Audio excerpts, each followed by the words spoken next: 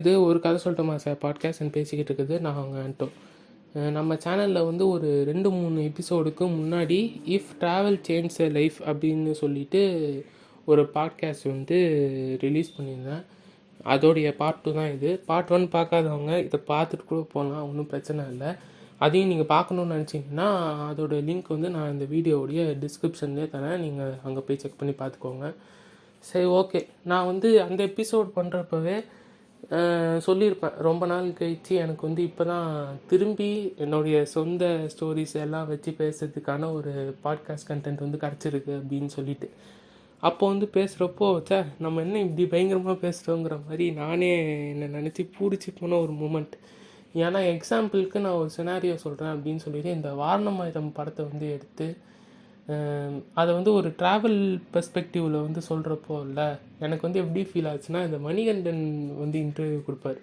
Actor Manikandan, அதான் அந்த குடும்பஸ்தன், good night எல்லாம் நடிச்சிருப்பார்ல அவர். ஆனால் குடும்பஸ்தனுக்கு அப்புறம் இப்போது பார்க்கவே முடியல. அடுத்து ஏதாவது ஒரு நல்ல ஃபீல் குட் படம் கொடுத்தா நல்லாயிருக்கும் இந்த வருஷம். சரி, அதை விடுங்க. அவருடைய இன்டர்வியூஸ்லாம் வந்து நான் பார்த்துருக்கேன். அப்படி பார்க்குறப்போ அவர் ஏதாவது ஒரு படம் இல்லை ஒரு படத்துடைய சீன் எதையாவது எடுத்து பேசுகிறாருன்னா அவருடைய பர்ஸ்பெக்டிவ்லேருந்து அந்த படத்தை வந்து எப்படி பார்த்துப்பாருங்கிறத ரொம்ப ரசித்து சொல்லுவார் அந்த மனுஷன்.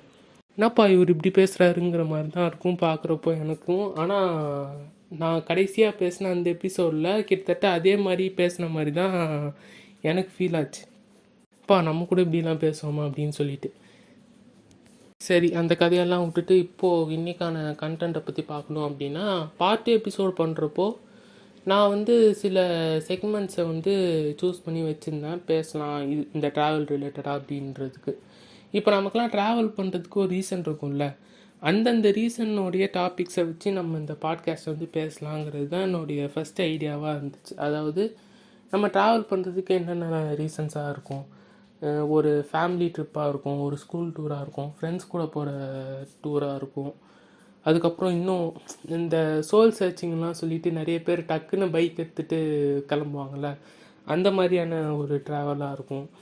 இது எல்லாத்தையும் எடுத்து ஒரு கண்டென்ட்டாக பேசலாம்னு சொல்லி தான் ஃபஸ்ட்டு பிளான் பண்ணேன். ஆனால் இந்த ஸ்கூலு, ஃபேமிலி டூரு இந்த மாதிரியான கண்டென்ட்ஸ்லாம் வந்து பேச ஆரம்பிக்கிறப்போ ட்ராவலுங்கிறதையும் தாண்டி எனக்கு சைல்ட்ஹுட்டில் நடந்த நிறைய மெமரிஸை வந்து கொஞ்சம் அதிகப்படியாக உள்ளே ஆட் பண்ணுற மாதிரி இருந்துச்சு. அதனால் அது எல்லாத்தையும் ஒமிட் பண்ணிவிட்டு ட்ராவல் பண்ணுறதுக்கான ஒரு கீ ஃபேக்டராக இருக்கக்கூடிய வெஹிக்கிள்ஸ், அந்த வெஹிக்கிள்ஸை வச்சு இந்த பாட்காஸ்ட்டை வந்து மூவ் பண்ணலாம் அப்படிங்கிற ஒரு ஐடியாவோடு வந்திருக்கேன்.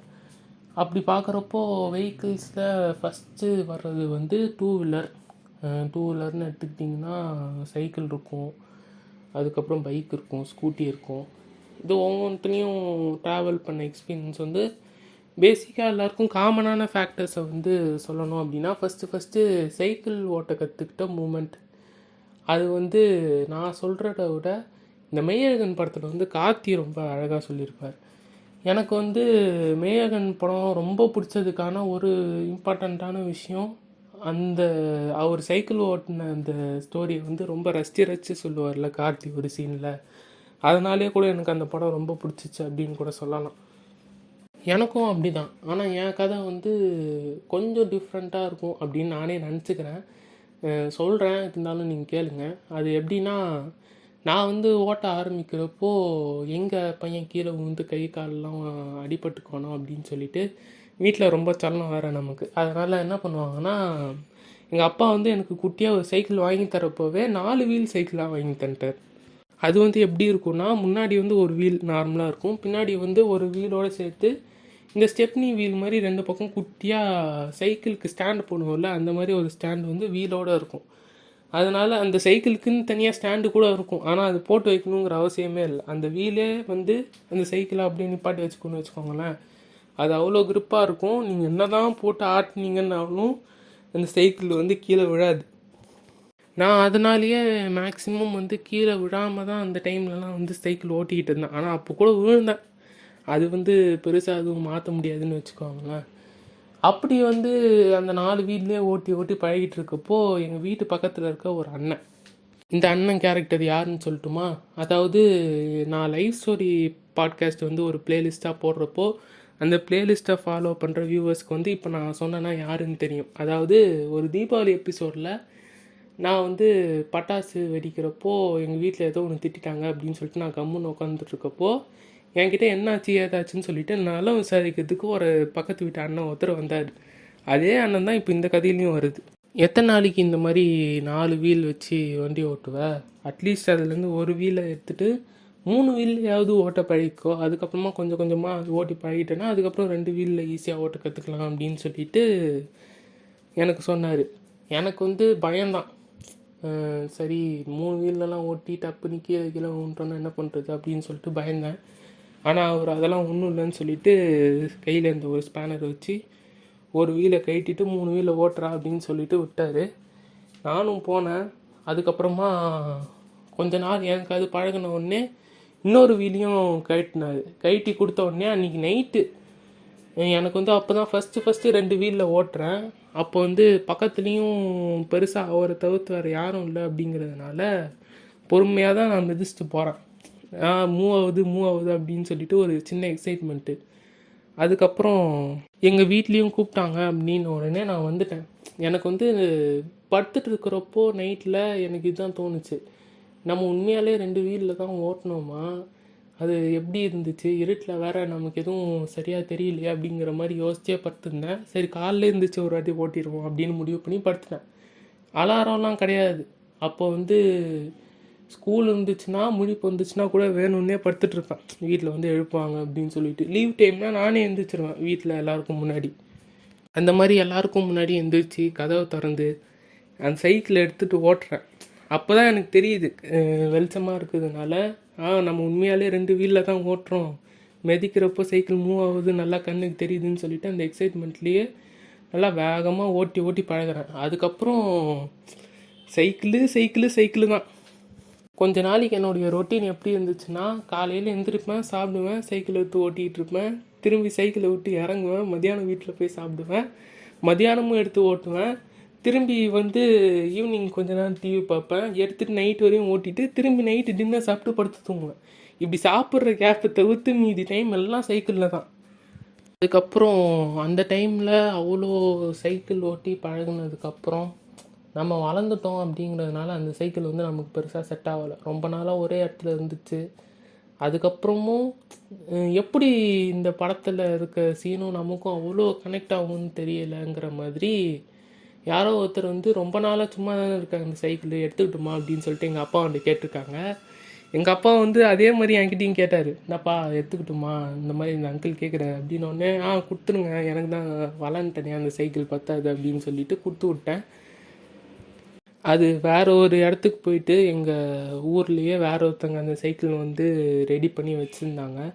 அதுக்கப்புறமா அந்த சைக்கிள் வந்து அவங்க வீடு மெயின் ரோட்லேயே இருக்கும் அப்படிங்கிறதுனால அந்த வீட்டுக்கு வெளியே வச்சுருப்பாங்க. நான் ஸ்கூல் போகிறப்போ வரப்போலாம் வந்து சும்மா நடந்து போகிறப்போ அப்படி பார்ப்பேன், இது நம்ம வச்சுருந்த சைக்கிள் தானே அப்படின்னு சொல்லிட்டு சும்மா அப்படி பார்த்துருப்போம். இந்த கதைலாம் வந்து ஆக்சுவலாக மெய்யழகனுக்குன்னு ஸ்பெஷலாக ஒரு வீடியோ போட்டால் அந்த எபிசோடில் எடுத்து சொல்லலாம் அப்படின்னு சொல்லிட்டு வச்சுருந்தேன். பட் அன்ஃபார்ச்சுனேட்லி அப்படி ஒரு எபிசோடு வந்து போடுவோன்னா இல்லையான்னு தெரியாத ஒரு காரணத்தினால அது இங்கேயே சொல்லிட்டேன். எல்லாருக்கும் பிடிச்சிருக்கும் அப்படின்னு நினைக்கிறேன். இன்னும் நிறைய விஷயம் இருக்குது, சொல்லிகிட்டே போகலாம் இந்த சைக்கிளை வச்சு. ஆனால் அதை தவிர்த்து நிறைய பேச வேண்டியது இருக்குது அப்படிங்கிறதுனால அப்புறப்பட்ட அந்த இடத்துல இந்த ஸ்டோரி அப்படியே கட் பண்ணுறேன். அதுக்கப்புறமா பார்த்தா ஸ்கூட்டி, பைக்கு, நம்மலாம் சின்ன பசங்களாக இருக்கிறப்போ இல்லை, நம்ம வந்து பின்னாடி சீட்டில் உட்கார்றதோட முன்னாடி உட்கார்றதுக்கு தான் வந்து நல்லா எக்ஸைட்டடாக இருப்போம். காரில் கூட நம்ம வந்து ஓட்டுறதை பார்ப்போமா இல்லையா அப்படின்றதெல்லாம் நமக்கு தெரியாது. ஆனால் ட்ராவல் பண்ணி போகிறப்போ டிரைவர் பக்கத்தில் ஃப்ரண்ட் சீட்டில் உட்காரணும். அதே மாதிரி தான் பைக்லேயும் நம்ம வந்து ஓட்டுறவங்களுக்கு பின்னாடி உட்காந்துட்டு போக ஆரம்பித்த டைமோட நம்ம ஃப்ரெண்டில் உட்காந்து ட்ராவல் பண்ண டைம் தான் வந்து நமக்கு ரொம்ப மெமரபுளாக இருக்கும். பைக்காக இருந்தால் டேங்கில் உட்காந்துட்டு போவோம், ஸ்கூட்டியாக இருந்தால் முன்னாடி வந்து கொஞ்சம் கேப் விட்ருப்பாங்க ஓட்டுறவங்க, அங்கே உட்காந்து போவோம், சில சமயம் நின்றுட்டே போவோம். எனக்கு வந்து எங்கள் வீட்டில் ரொம்ப நாளாக ஒரே ஒரு ஸ்கூட்டி மட்டும்தான் இருக்குது இப்போதைக்கு. நான் அதில் தான் ட்ராவல் பண்ணிகிட்ருக்கேன்னு வச்சுக்கோங்களேன். எனக்கு வந்து நான் ஒரு ஸ்டேஜ்லேயும் வளர்றேன் அப்படிங்கிற ஒரு மூமெண்ட் வந்து அந்த ஸ்கூட்டியில் தான் தெரியும்.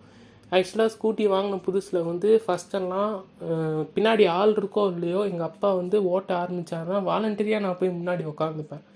அதுக்கப்புறம் ஒரு பாயிண்டில் அவரே என்னை நிப்பாட்டி, இல்லை நீ வளர்ந்துட்ட, எனக்கு ரோடு மாறிக்குது, பின்னாடி போய் உட்காந்துக்கோ அப்படின்னு சொன்னதுக்கப்புறமா தான் சரி நம்ம வளர்றோம் போல் அப்படின்னு சொல்லிட்டு வளர்றோங்கிறது இப்போ ஃபீல் பண்ணுறேன். அப்போல்லாம் வந்து எப்படி இருந்துச்சுன்னா, அப்பாடா நம்ம பெரிய பையன் ஆகிட்டோம் அப்படிங்கிற ஒரு எக்ஸைட்மெண்ட் தான் இருந்துச்சு. பின்னாடிலாம் உட்கார சொல்கிறாங்கன்னு சொல்லிட்டு நானும் ஜாலியாக போயிட்டு பின்னாடி உட்காந்தேன். அப்படி பின்னாடி உட்காந்துட்டு ட்ராவல் பண்ணி ஆரம்பித்தேன். இப்போ அது எப்படி இருக்குன்னா, வெளியே நான் எங்கள் அப்பா கூடலாம் போகிறப்போப்பா நீ வண்டி கொடுப்பா நான் ஓட்டுறேன், நீ பின்னாடி உக்காந்துட்டு அப்படின்னு சொல்லிட்டு ஓட்ட ஆரம்பித்ததுக்கப்புறம் நான் ஓட்டுவேன், எங்கள் அப்பா பின்னாடி உட்காந்துட்டு வருவார். இந்த ஸ்டோரியை கூட ஃபாதர்ஸ் டே அன்றைக்கி சொல்லியிருக்கலாம். ஆக்சுவலாக இன்னும் ஒரு 4 நாள்லையோ 5 நாள்லையோ வருதுன்னு நினைக்கிறேன். அங்கே சொல்லியிருந்தா இன்னும் கொஞ்சம் டச்சிங்காக இருந்திருக்கும். எல்லாம் சொல்லி முடிச்சுட்டு யோசிக்கிறேன் என்ன பண்ணுறது. சரி விடுங்க. எப்படியோ அந்த எபிசோடு பண்ணாலும் நான் இந்த மாதிரி சொன்னேன்ல அப்படின்னு சொல்லிட்டு திரும்பி அந்த எபிசோடில் கண்டிப்பாக இந்த விஷயத்தை வந்து நான் மென்ஷன் பண்ணியே தீருவேன். அதுக்கு ஒன்றும் பிரச்சனை இல்லை. சரி, இப்போது 2 வீலர்ஸ்லாம் மேக்ஸிமம் கவர் பண்ணி முடிச்சாச்சுன்னு நினைக்கிறேன். அதுக்கப்புறம் இப்போது கார்னு எடுத்துக்கிட்டோன்னா அதையும் இப்போ ஜஸ்ட் நவ் தான் சொல்லி முடித்தேன். நம்ம ஓட்டுறோமோ இல்லையோ நம்ம ஃப்ரண்ட் சீட்டில் உட்காந்துட்டு போகிறதுக்கு நமக்கு ஒரு எக்ஸைட்மெண்ட் இருக்கும் அப்படின்னு சொல்லிட்டு இந்த ஒரு விஷயத்தையும் ஒரு படத்தில் வந்து ரொம்ப அருமையாக காமிச்சிருப்பாங்க. என்னடா இவன் ஆனால் ஒன்றா ஏதாவது ஒரு படத்தை ரெஃபரன்ஸுக்கு எடுத்துகிட்டு வரான் அப்படின்னா, நான் சொல்கிறது எல்லாமே நல்ல நல்ல ஃபீல் குட் படம். அதாவது எனக்கும் ஃபீல் குட் படத்துக்குமான பந்தம் வந்து எப்படி இருக்கும்னா, எனக்கு வந்து மெய்யழகன் பிடிக்கல அப்படின்னு சொல்கிற ஆளுங்களை பார்த்தாலே நீ தப்பானவன் அப்படிங்கிற அந்த பெகாஸ்டாஸ் ஒரு டெம்ப்ளேட் ஒன்று இருக்கும்ல, அந்த டெம்ப்ளேட் தான் வந்து எனக்கு மைண்டுக்கு வரும். அந்த மாதிரி என்னுடைய சைல்ட்ஹுட்டில் இருக்கிற நிறைய விஷயங்களை வந்து சில படங்களை பார்க்குறப்போப்பா அந்த டேரக்டர் வந்து நம்ம லைஃப்பில் நடந்தது அப்படியே எடுத்து பண்ணியிருக்கானே அப்படிங்கிற மாதிரியான விஷயங்கள்லாம் இருக்கும். நாஸ்டாலஜியாவுடைய ஒரு பெரிய ப்ளஸ் பாயிண்ட்டே நான் அதான் பார்ப்பேன். அதாவது லைஃப்பில் எல்லாருக்குமே நடந்திருக்கும் அந்த ஒரு விஷயம். ஆனால் நமக்கு நடக்குது பார்க்குறப்போ ரொம்ப யூனிக்காக தெரியும். அது இன்னொரு ஆள்கிட்ட சொல்கிறப்போ அது அவங்களுக்கு கனெக்டும் ஆகும். நான் சொல்கிறது புரியுதா இல்லையான்றது கூட எனக்கு புரியலையே. சரி விடுங்க, என்னவோ. அப்படி பார்க்குறப்போ கார் வந்து நான் இப்போ தான் ரீசண்டாக ஓட்ட பழகிக்கிட்டு இருக்கேன் கொஞ்சம் கொஞ்சமாக.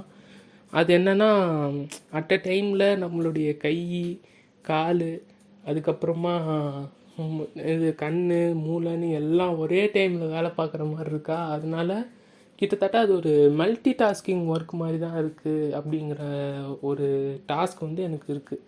ஸ்டார்டிங்கில் ஓட்ட ஆரம்பிக்கிறப்போ ரொம்ப ஸ்ட்ரகிள் பண்ணாதனால கியர் மாற்றுறப்போ கண் நமக்கே தெரியாமல் அந்த சைடு போகும். கிளச்சுக்கும் ஆக்சிலேட்டருக்கும் வந்து ஒரு கன்ஃபியூஷன் இருக்கும் காலில் ப்ரெஸ் பண்ணுறப்போ.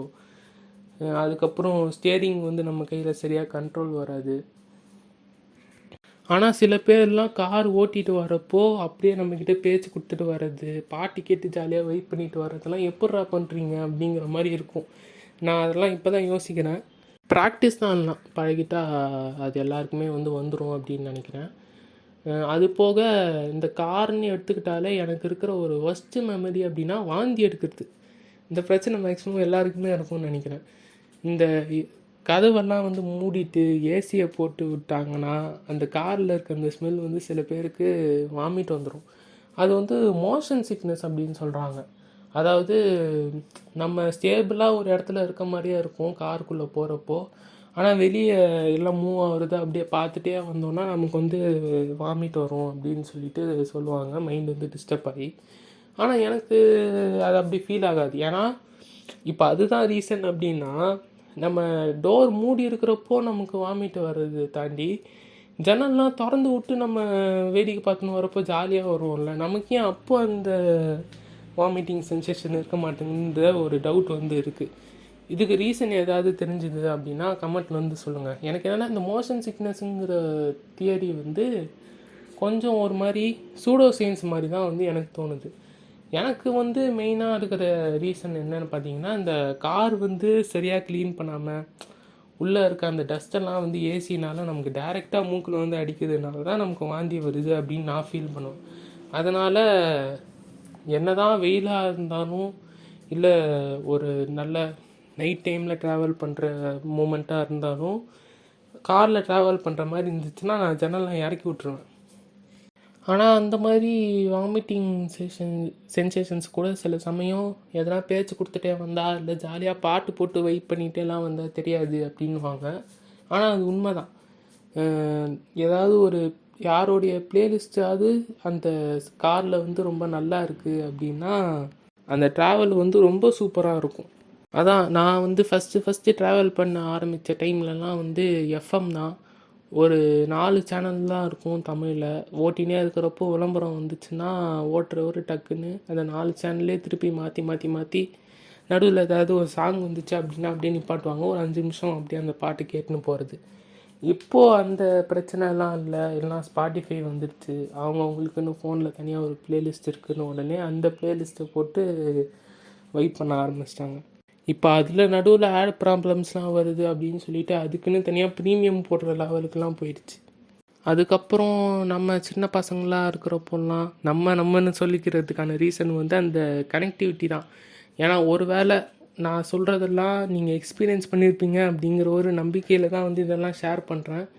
ஒரு வேளை இல்லை அப்படின்னா தப்பாக எடுத்துக்காதீங்க, அவ்வளோதான். வேறு ஒன்றும் சொல்கிறதுக்கு இல்லை. அதான் நான்லாம் வந்து சின்ன பையனாக இருக்கிறப்போ என்ன பண்ணுவேன்னா சீட்டில் வந்து உட்காரத்துக்கு இடம் இல்லைன்னா யார் மடியிலையாவது உட்கார வச்சுப்பாங்க. நீ இவன் மடியில் உட்காந்துக்கூடா அவர் மடியில் உட்காந்துக்கூடான்னு சொல்லிட்டு மாற்றி எங்கேயாவது உட்கார வச்சுட்ருப்பாங்க. நம்ம வளர்ந்ததுக்கப்புறம் அந்த மாதிரி குட்டி சார்னா இருந்தாங்கன்னா நம்மளும் அப்படி தான் தூக்கி உட்கார வச்சுக்கணும். இதெல்லாம் வந்து மேக்ஸிமம் ஃபேமிலியாக போகிறப்போ நடக்கும். சரி, இப்போது காரை பற்றியும் மேக்ஸிமம் பேசி முடித்தாச்சு. நெக்ஸ்ட்டு வந்து என்னென்னா பஸ்ஸு இருக்கிறது கடைசி அதுதான். ஏன்னா இதையும் விட்டுட்டு நிறைய பேர் லாரி, அதுக்கப்புறமா இந்த குட்டி யானையிலலாம் வந்து ட்ராவல் பண்ணியிருப்பீங்க. எனக்கு இது வரைக்கும் அதில் ட்ராவல் பண்ண எக்ஸ்பீரியன்ஸ் ஒன்று கூட இல்லை. நான் நல்லா யோசித்து பார்த்தேன். எனக்கு அதிலலாம் வந்து ட்ராவல் பண்ணால் எப்படி இருக்கும் அப்படிங்கிற ஒரு இன்ட்ரெஸ்ட் வந்து ரொம்ப நாளாக இருந்துச்சு. ஆட்டோவில் வந்து போயிருப்பேன். அது வந்து பெரிய எக்ஸைட்மெண்ட்டாலாம் இருக்குமா அப்படின்னு கேட்டால் கிடையாது. இன்னும் சொல்லப்போனால் அது காண்டு தான். நமக்கு வந்து ஷேர் ஆட்டோவில் போய் ஒரு 50 ரூபா 60 ரூபா வந்து மிச்சம் பண்ணணும். இது சவாரிலாம் எடுத்தால் நம்மக்கிட்ட எடுத்த உடனே 100 200 தான் கேட்பாங்க. ஒரு 20 ரூபா 30 ரூபாவில் போயிட்டு வரணும் அப்படின்னா வேறு வழியே இல்லை, அட்ஜஸ்ட் பண்ணி தான் உட்காந்தாகணும் அப்படின்ற ஒரு சுச்சுவேஷனால் நம்ம ட்ராவல் பண்ணுற ஒரு நெசசரிக்கு தள்ளப்படுவோம். அந்த மாதிரி மூமெண்ட்லலாம் வந்து ஆட்டோ வந்து கொஞ்சம் கடுப்பாக தான் இருக்கும். அதுவும் எப்படி சொல்லணுன்னா டிரைவர் சீட்டுக்கு பக்கத்துலலாம் வந்து உக்காந்துட்டு போகிறது. நான்லாம் வந்து மேக்ஸிமம் அந்த மாதிரி ட்ராவல் பண்ணிட்டு போகிறப்போ எனக்கு ஆட்டோவில் எப்படி ஃபீல் ஆகும்னா ஒரு டிக்கி தான் வந்து சீட்டில் இருக்கும், இன்னொரு டிக்கி ஃபுட்போர்ட் அடிச்சுட்டு இருக்கும்.